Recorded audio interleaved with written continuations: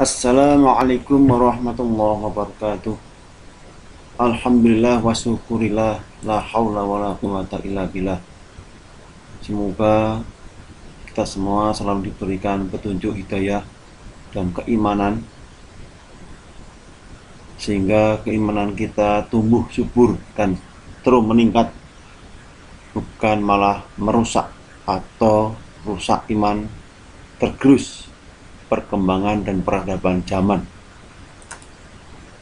Iman adalah perkara penting dalam kehidupan setiap manusia, terutama seorang muslim, karena iman merupakan landasan utama bagi setiap orang yang telah mengikrarkan diri menjadi seorang muslim. Keimanan seorang mukmin harus terbangun kokoh dan tidak boleh tercampur dengan keraguan sedikit pun. Agar cahaya keimanan selalu bersinar, maka seseorang harus menghindari hal-hal yang dapat merusak keimanan. Beberapa hal yang dapat merusak keimanan akan kita pelajari sebagai berikut.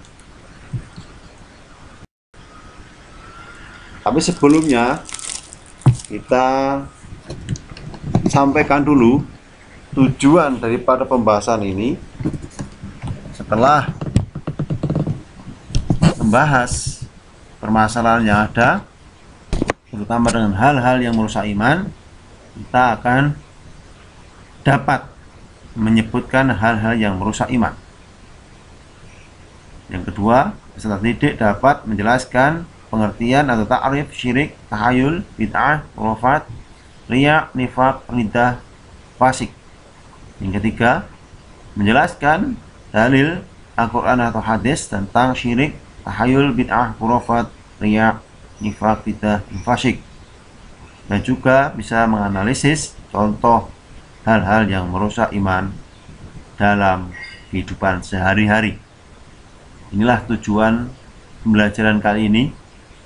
Mari kita ikuti dengan seksama agar iman kita tumbuh dengan baik.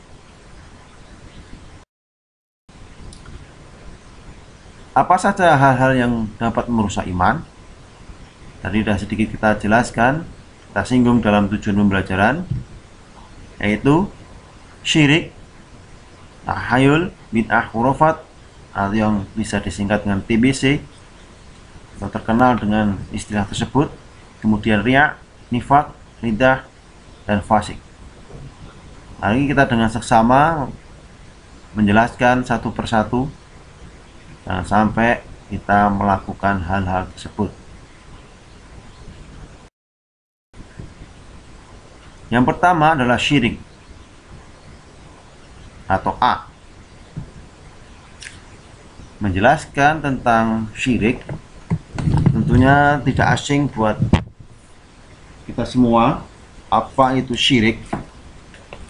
Jadi kita perlu sampaikan kembali bahwa syirik itu berasal dari kata syarika, yang berarti berserikat, bersekutu, bersama, atau berkongsi. Dalam arti lughawi atau bahasa, mengandung makna bersama-sama antara dua orang atau lebih dalam satu urusan atau keadaan. Adapun menurut istilah, syirik adalah suatu perbuatan yang menyekutukan Allah atau menyamakan Allah dengan yang lain. Mereka meyakini adanya kekuatan yang menyamai atau melebihi kekuatan Allah yang dapat mendatangkan manfaat dan madarat.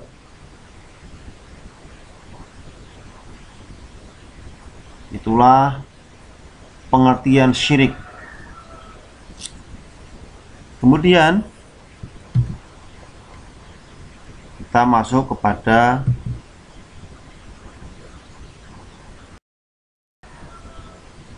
dalil. Apa dalil syirik? Salah satunya dalam Al-Quran surat An-Nisa ayat 48 yang disebutkan, a'udzubillahi minasyaitonir rajim, innallaha la yaghfiru an yushraka bihi wa yaghfiru ma duna dzalika liman yasha. Wa man yusyrik billahi faqad iftara itsman 'azima. Sesungguhnya Allah Subhanahu wa taala tidak akan mengampuni dosa syirik, dan Dia mengampuni segala dosa yang selain dari syirik bagi siapa yang dikehendakinya. Barang siapa yang mempersekutukan Allah, maka sungguh ia telah berbuat dosa besar. Syirik adalah termasuk dosa besar yang tidak terampuni bila kita tidak bertaubat. Itulah satu dasar agar kita berhati-hati jangan sampai melakukan kesyirikan.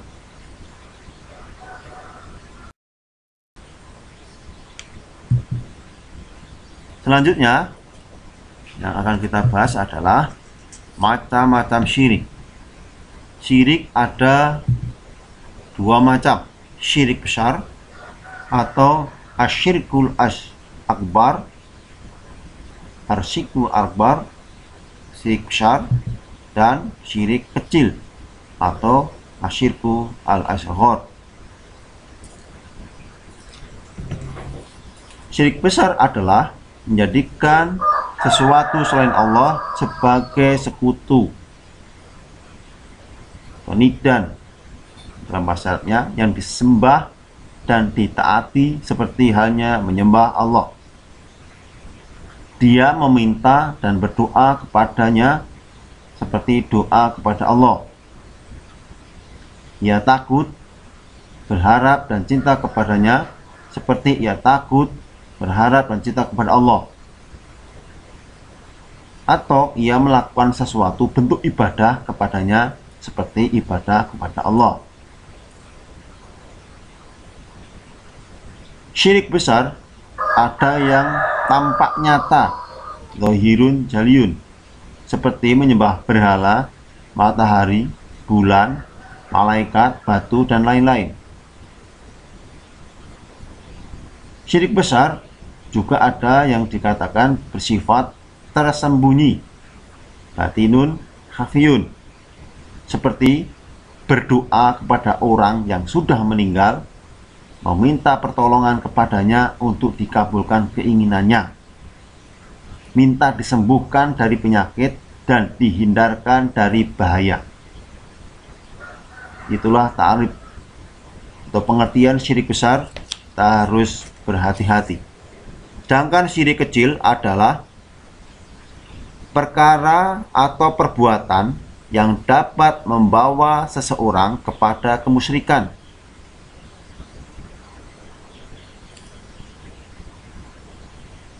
Perbuatan ini juga termasuk perbuatan dosa yang dikhawatirkan dapat mengantarkan pelakunya kepada syirik besar, seperti segala perbuatan yang menyamakan sesuatu selain Allah dengan Allah dalam bentuk perkataan dan perbuatan.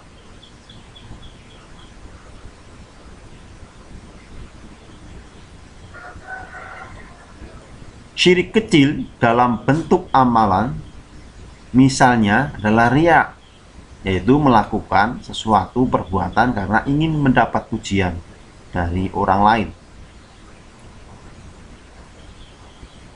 Sehingga harus kita hati-hati.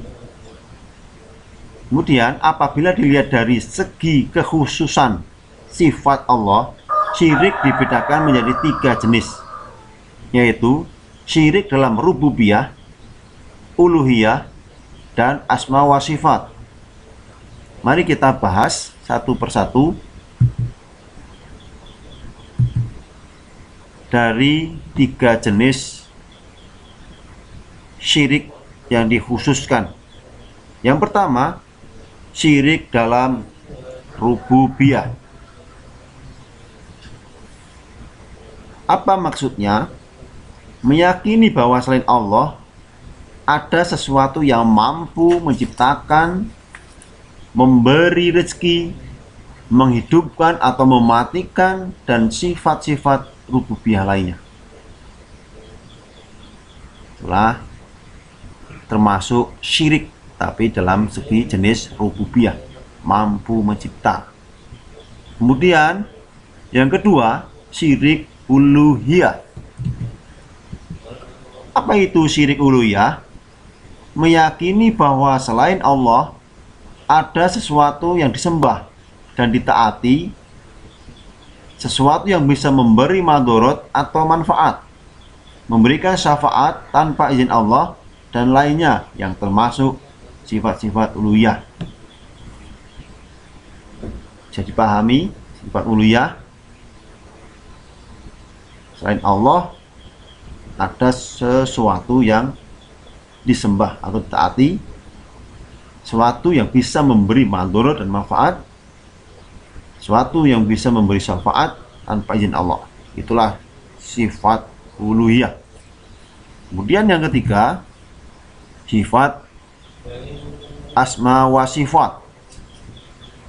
Syirik dalam asma wa sifat maksudnya meyakini bahwa sesungguhnya makhluk Allah ada yang memiliki sifat-sifat khusus yang hanya dimiliki Allah, seperti mengetahui perkara gaib dan sifat-sifat lainnya yang merupakan kekhususan Rob kita yang maha suci. Ya, kita harus hati-hati jangan sampai kita melakukan syirik asma wa sifat, yaitu meyakini bahwa ada makhluk yang memiliki sifat-sifat kekhususan yang dimiliki Allah.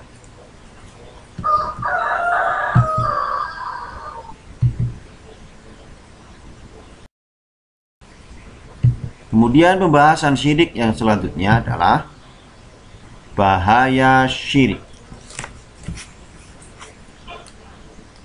Berikut ini bahaya perbuatan syirik.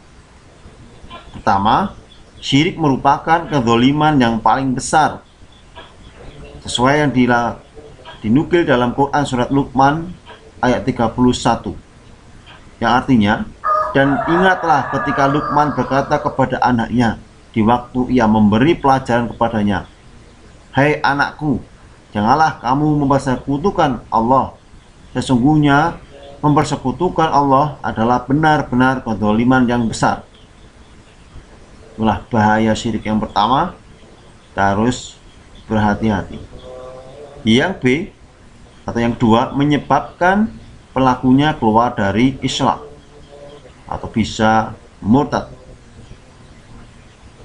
Yang C, membatalkan seluruh amal kebaikan seseorang.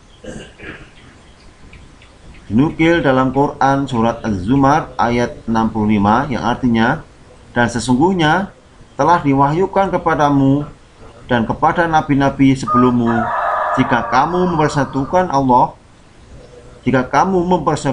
Allah, niscaya akan hapuslah amalmu dan tentulah kamu termasuk orang-orang yang rugi.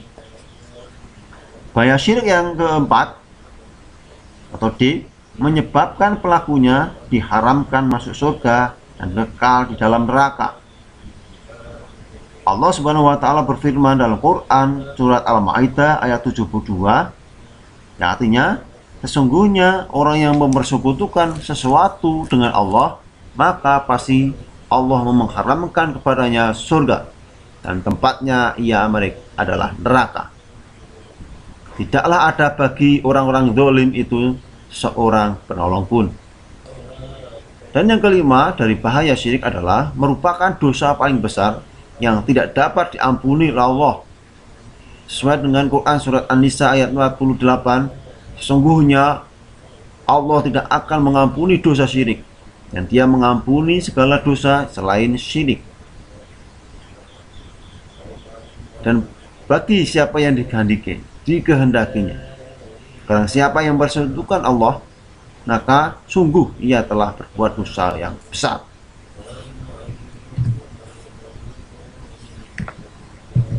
Selanjutnya, contoh kemusyrikan.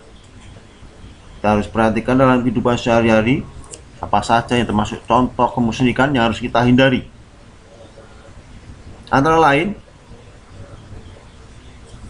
A atau satu, mempertuhankan manusia atau biasa disebut dengan mengkultuskan seseorang yaitu menganggap seseorang memiliki karomah, kemuliaan lebih tinggi dari kebanyakan manusia. Misalnya, mengkultuskan nabi, rasul, raja, kiai, atau ulama. Yang kedua, berdoa atau bermunajat meminta pertolongan di tempat-tempat tertentu yang dianggap keramat atau pada waktu tertentu, seperti di pantai, makam para wali, gunung, dan lain-lain. Yang ketiga atau C, memohon pertolongan atau berbakti kepada jin untuk memperoleh kemuliaan. Contoh kemusyrikan yang keempat atau D, memakai jimat atau mantra untuk memperdaya orang lain. Naudzubillah min dzalik. Yang kelima, contoh kemusyrikan adalah menggunakan sihir, memberi sesaji kepada berhala. Dan yang terakhir, contohnya adalah nomor 6, mempercayai praktek perdukunan atau paranormal. Nah, kita lihat dalam kehidupan sehari-hari, apakah kita termasuk dalamnya, sehingga mari kita bertobat untuk tidak melakukan kesyirikan. Hikmah menjauhi perbuatan syirik. Hikmah yang kita dapatkan jika terbebas dari perbuatan syirik antara lain sebagai berikut. A. Mengangkat manusia ke derajat yang paling tinggi dan mulia, karena yang yakin hanya Allah semata yang memiliki kekuatan untuk memberikan manfaat dan madarat. Yang B.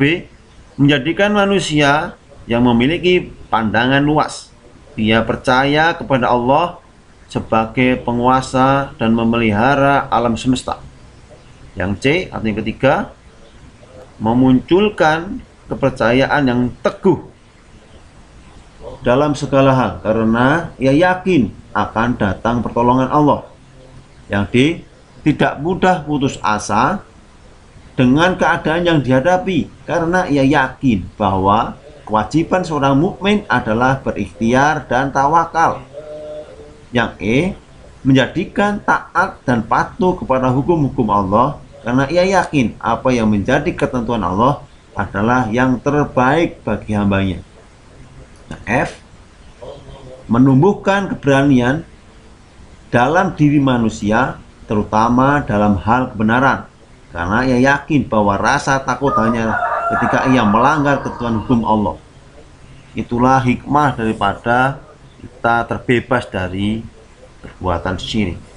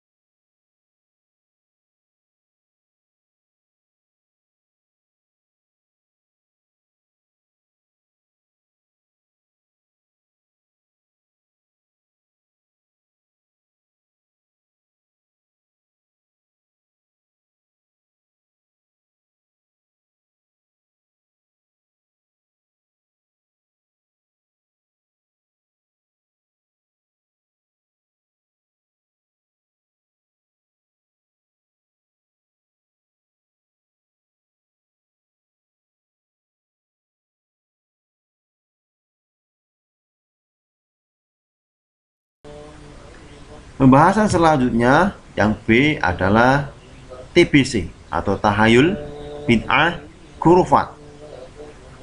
Nanti kita kupas satu persatu. Apa itu tahayul? Kata tahayul berasal dari bahasa Arab tahayyala, ya tahayyalu, tahayyulan, yang bermakna rekaan, rekaan atau persangkaan atau khayalan. Cara istilah, tahayul adalah kepercayaan terhadap perkara gaib, yang kepercayaan ini hanya didasarkan pada kecerdikan akal, bukan didasarkan pada sumber Islam baik Al-Quran maupun hadis. Tahayul dasarnya adalah khayalan atau imajinasi manusia, tradisi yang bersumber pada kepercayaan animisme atau roh nenek moyang, dan tradisi dinamisme, kekuatan gaib pada benda. Kemudian pengertian bid'ah. Bid'ah menurut bahasa bermakna muhdatsah, yaitu sesuatu yang baru atau mengadakan sesuatu yang tidak berdasarkan contoh yang sudah ada. Sedangkan arti bid'ah menurut istilah adalah mengada-ngadakan sesuatu dalam agama Islam yang tidak dijumpai keterangannya dalam Al-Quran dan Sunnah. Jadi bid'ah adalah amalan ibadah yang tidak ada tuntunannya baik dalam Al-Quran maupun hadis. Sedangkan pengertian khurafat menurut bahasa berarti dongeng, legenda, kisah, cerita bohong, asumsi, dugaan, kepercayaan, dan keyakinan yang tidak masuk akal atau akidah yang tidak benar. Sedangkan khurafat menurut istilah adalah suatu kepercayaan, keyakinan, pandangan, dan ajaran yang sesungguhnya tidak memiliki dasar dari agama, tetapi diyakini bahwa hal tersebut berasal dan memiliki dasar dari agama. Dengan demikian, bagi umat Islam, ajaran atau pandangan, kepercayaan, dan keyakinan apa saja yang dipastikan ketidakbenarannya atau yang jelas-jelas bertentangan dengan ajaran Al-Quran dan hadis yang dimasukkan dalam kategori khurafat. Jadi, tahayul, bid'ah, dan khurafat dapat merusak iman karena bertentangan dengan nilai-nilai tauhid.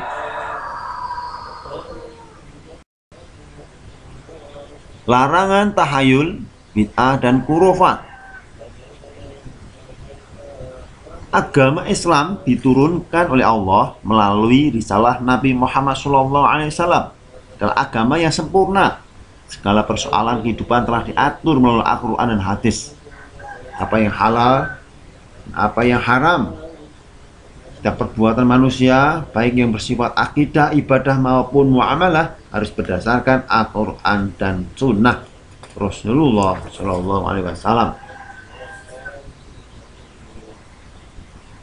Sehingga kita harus berhati-hati dalam melakukan perbuatan dalam kehidupan sehari-hari. Jangan sampai terjebak dalam TBC atau tahayul, bid'ah, dan khurafat. Dalilnya adalah a'udzubillahi minasyaitonirrajim. Man amila amalan laisa alaihi amruna fa huwa raddun.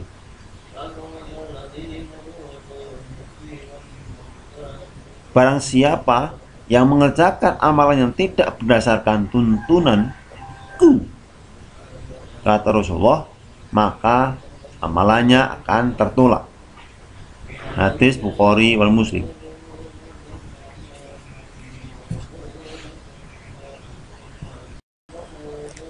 Kemudian yang keempat, maksudnya kita ganti bab, yaitu bahaya tahayul, bid'ah, khurafat. Apa bahayanya di perbuatan tahayul, bid'ah, khurafat?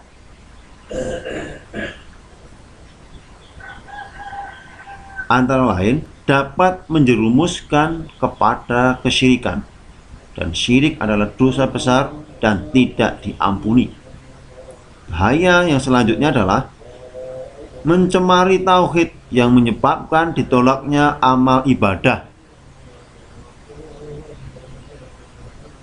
Yang ketiga, tahayul bid'ah dan khurafat adalah sesat dan menyesatkan.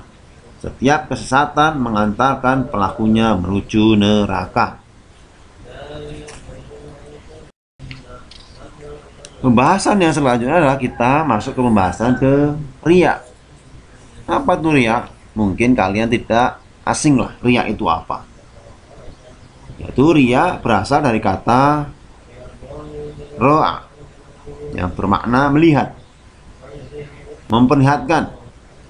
Adapun menurut istilah, riya adalah memperlihatkan suatu amalan ibadah tertentu atau pekerjaan tertentu seperti sholat, saum, dan lain-lain dengan tujuan agar mendapat perhatian atau pujian manusia. Semakna dengan riya adalah sum'ah. Semakna dengan riya adalah sum'ah, yaitu memperdengarkan, menceritakan suatu amal ibadah tertentu yang sama tujuannya dengan riya, yaitu supaya mendapat perhatian dan pujian manusia. Harus kita hati-hati, jangan sampai apa yang kita ucapkan, kita dengarkan adalah untuk dipuji. Itu adalah perbuatan dosa. Dalil daripada riya adalah A'udzubillahi minasyaitonirrajim. Inna akhwafa ma akhafu akhafu alaikum syirkul asgharu. Qalu ya Rasulullah wa ma syirkal asgharu? Qala riya. Sungguhnya yang paling ditakuti dari apa yang saya takutkan menimpa kalian adalah asyirkul asghar atau syirik kecil.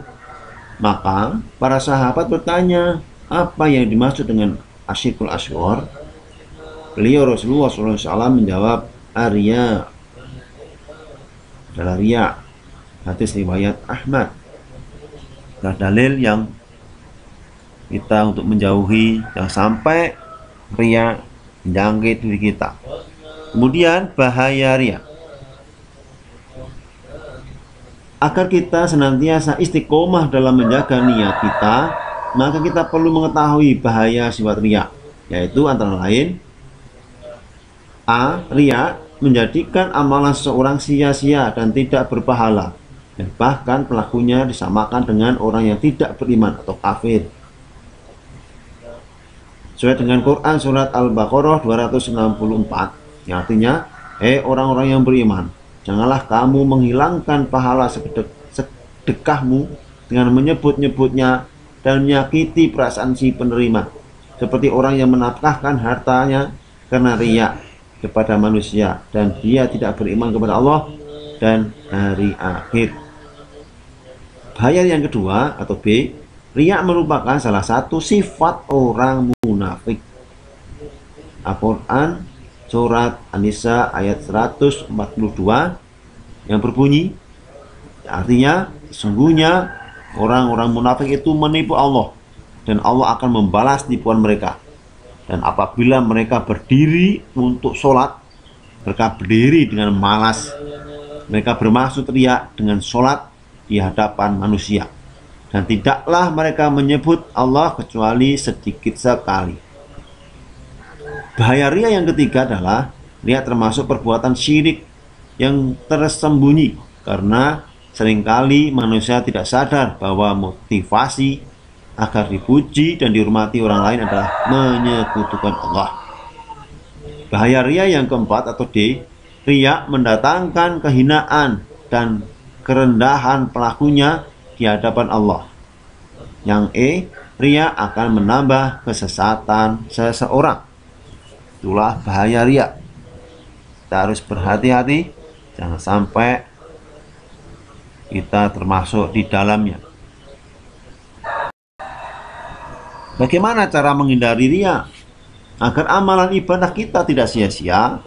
Karena masih terselip sifat riya, maka kita perlu berusaha untuk menghindari sifat tersebut dengan cara beberapa seperti ini. Yang pertama, atau A, menjaga dan memfokuskan niat dalam beribadah, yaitu tidak mengharapkan apa-apa kecuali hanya ridho Allah. Paham? Yang kedua, atau B, membiasakan diri membaca doa sebelum maupun sesudah melakukan pekerjaan. Yang C, tidak mengungkit-ungkit atau menceritakan amalan kebaikan yang pernah kita lakukan. Biarlah menjadi rahasia, hanya diri kita dan Allah yang tahu. Yang D, menghindari sifat sombong, takabur, merasa paling benar, paling hebat, dan lainnya sebagainya. Yang E, selalu beristighfar kepada Allah, astagfirullahaladzim, dan memohon perlindungannya, terjauh dari sifat riya. Pembahasan selanjutnya kita masuk kepada nifaq. Apa itu nifaq? Mungkin kalian juga tidak asing. Jadi kita perlu pertegas, kata nifaq secara bahasa adalah pura-pura atau berpura-pura. Orang yang suka berpura-pura disebut namanya dengan munafik. Nah, orangnya namanya munafik. Kalau sifatnya namanya nifaq. Hasbi Ash-Shadiqi mendefinisikan, mengartikan nifaq adalah orang yang menampakkan kebaikan dan menyembunyikan kejahatan. Dengan lidahnya mereka mengaku beriman, tetapi di hati mereka menertawakan apa yang diucapkan. Dengan kata lain, nifaq dapat diartikan menampakkan sesuatu yang bertentangan dengan apa yang terkandung di dalam hati. Nifaq adalah perbuatan yang sangat dibenci Allah. Karenanya orang yang munafik diancam dan dengan siksaan yang sangat pedih. Dalil daripada nifaq atau munafik adalah surat Al-Munafikun ayat 1. A'udzubillahi minasyaitonirrajim. Wallahu ya'lamu innaka larasuluhu wallahu yashhadu innal munafiqina lakadzibun. Dan orang yang mengetahui bahwa sesungguhnya kamu benar-benar rasulnya, dan Allah mengetahui bahwa sesungguhnya orang-orang munafik itu benar-benar orang pendusta. Itulah daripada dalil tentang munafik atau nifaq. Ciri-ciri orang munafik mungkin kalian sudah tidak tabu, tapi kita perlu sampaikan kembali. Beberapa sifat daripada ciri-ciri munafik adalah orang munafik selalu menghalangi orang beriman dalam menegakkan hukum Allah dan sunnah Rasulullah SAW. Menghalangi menegakkan hukum Allah dan sunnah Rasulullah, itu ciri orang munafik. Sesuai dengan Al-Quran Indonesia ayat 61, Allah berfirman, apabila dikatakan kepada mereka, marilah kamu tunduk kepada hukum Allah yang telah diturunkan dan kepada hukum Rasulullah, niscaya kamu lihat orang-orang munafik akan menghalangi manusia dengan sekutu-kutunya dari kamu. Ciri munafik. Yang kedua atau B, orang munafik selalu mengajak kepada kekufuran dan kefasikan, sebagai mana firman Allah yang artinya orang-orang munafik laki-laki dan perempuan sebagian yang lain adalah sama. Mereka menyuruh membuat yang mungkar dan melarang perbuatan yang ma'ruf, dan mereka menggenggamkan tangannya. Mereka itu lupa kepada Allah, maka Allah melupakan mereka. Sungguhnya orang munafik adalah orang-orang yang fasik. At-Taubah ayat 67. Ciri orang munafik selanjutnya adalah suka berbuat kerusakan. Hal ini berdasarkan firman Allah dalam Al-Quran surat Al-Baqarah ayat 11 sampai 12 yang artinya, dan bila dikatakan kepada mereka, janganlah kamu membuat kerusakan di muka bumi, mereka menjawab, sesungguhnya kami orang-orang yang mengadakan perbaikan. Ingatlah, sesungguhnya mereka itu orang-orang yang berbuat kerusakan, tetapi mereka tidak sadar. Ciri orang munafik yang keempat adalah, atau yang berdasarkan hadis Nabi Sallallahu Alaihi Wasallam, orang munafik memiliki ciri sebagai berikut. Tanda-tanda orang munafik ada 4. Apabila berkata ia berbohong, apabila berjanji ia mengingkari, apabila diberi amanah dia mengkhianati, apabila bermusuhan, berbantah-bantahan ia berlaku curang. Itulah ciri orang munafik menurut hadis Rasulullah SAW diriwayatkan oleh Bukhari wal Muslim. Selanjutnya adalah bahaya nifak. Apa saja bahaya nifak? Yang pertama, menjadikan kehidupannya gelisah, tidak tenang, dan terombang-ambing dalam kesesatan. Bahaya nifak yang kedua adalah orang yang munafik tidak mendapatkan hidayah Allah, sehingga hidupnya diliputi dengan kegelapan dan kesesatan. Yang C, bagi orang munafik disediakan azab yang pedih di dunia dan akhirat. Itulah bahaya nifak.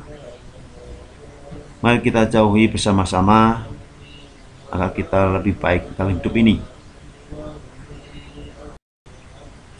Pembahasan selanjutnya kita masuk kepada riddah. Apa itu riddah? Riddah secara bahasa berasal dari kata ar-raddatu. Ar-raddatu yang berarti kembali, yaitu kembali kepada kekufuran. Secara istilah riddah adalah meninggalkan agama Islam secara sadar dan atas kehendak sendiri tanpa ada paksaan dari orang lain kepada agama lain selain Islam. Atau orang yang melakukan riddah disebut murtad. Riddah termasuk dosa besar dan dapat menghapus semua amal kebaikan yang pernah dilakukan. Dalil tentang riddah sesuai dengan Al-Quran Al-Baqarah ayat 217.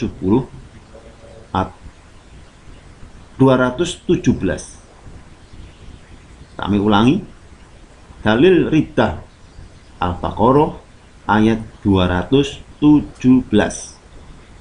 A'udzubillahi minasyaitonir rajim. Wa man yartadid minkum 'an dini fayamut wa huwa kafirun faulaika habitat a'maluhum fid dunya wal akhirah wa ulaika ashabun nar hum fiha khalidun. Barang siapa yang murtad di antara kamu dari agamanya, lalu dia mati dalam kekafiran, maka mereka itulah yang sia-sia amalannya di dunia dan di akhirat, dan mereka itulah penghuni neraka kekal di dalamnya.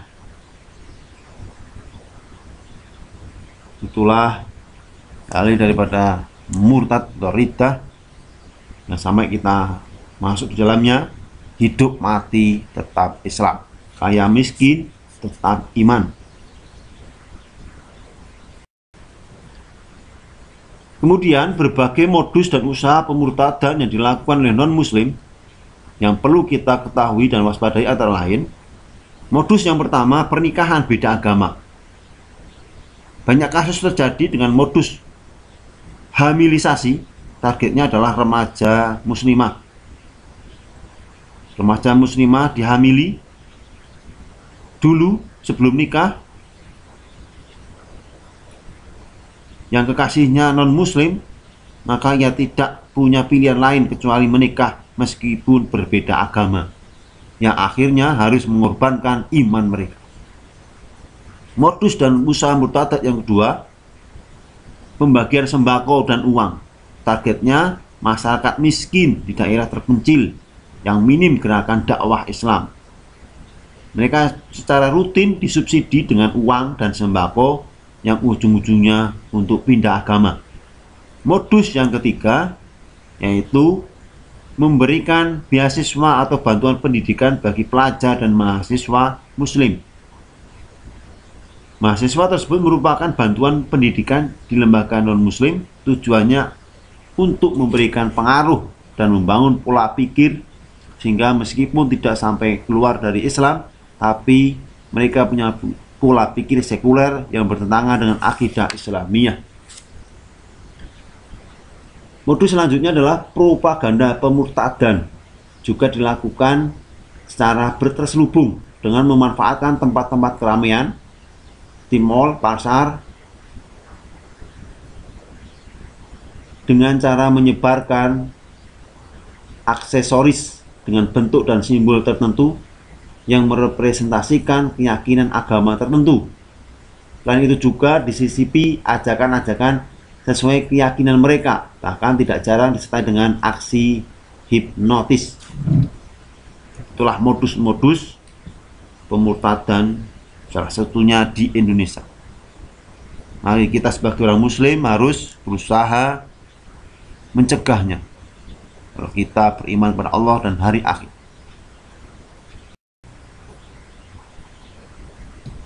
Antara lain, saat waktu sholat fardu telah tiba, tidak bersegera menunaikan, akan tetapi masih sibuk dengan aktivitas duniawi atau bahkan meninggalkannya. Contoh perbuatan fasik selanjutnya adalah di bulan Ramadan ia tidak berpuasa, padahal ia mampu dan tahu bahwa puasa itu hukumnya wajib. Ia meninggalkannya tanpa alasan yang dibenarkan oleh syariat. Contoh fasik yang ketiga atau C, dalam hal yang pergaulan antara pria dan wanita, orang fasik mengetahui bahwa Islam telah memberikan batasan-batasan, akan tetapi pergaulan yang dilakukan tanpa batas, bahkan melakukan perzinaan. Yang D, melakukan perbuatan-perbuatan yang dilarang, padahal ia mengetahuinya, seperti mencuri, meminum minuman keras, atau membunuh, dan sebagainya. Itulah beberapa contoh perbuatan orang-orang fasik. Bahaya fasik. Fasik merupakan perbuatan yang dapat merusak keimanan seseorang. Di antaranya, bahaya fasik adalah A. Tertutupnya pintu hidayah, karena Allah tidak memberikan petunjuk kepada orang fasik, sehingga ia tidak tahu mana yang benar dan mana yang sesat. Bahaya fasik yang kedua, fasikan menyebabkan jiwa seseorang gersang, hatinya tidak tentram, sehingga hidupnya selalu diliputi dengan kegelisahan. Bahaya fasik yang ketiga atau C, kefasikan dapat mendorong terciptanya kejahatan atau keburukan yang dapat merugikan bagi dirinya sendiri maupun bagi masyarakat dan lingkungan sekitarnya. Bahaya fasik yang selanjutnya adalah di akhirat orang fasik diancam dengan azab neraka yang sangat pedih. Itulah bahaya fasik, sehingga kita harus berusaha menghindarinya, jangan menjadi orang yang munafik.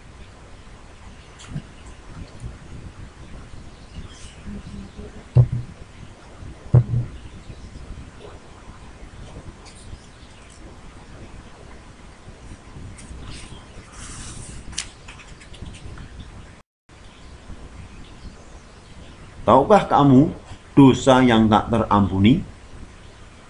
Takut dan minta pertolongan selain Allah Subhanahu wa Ta'ala.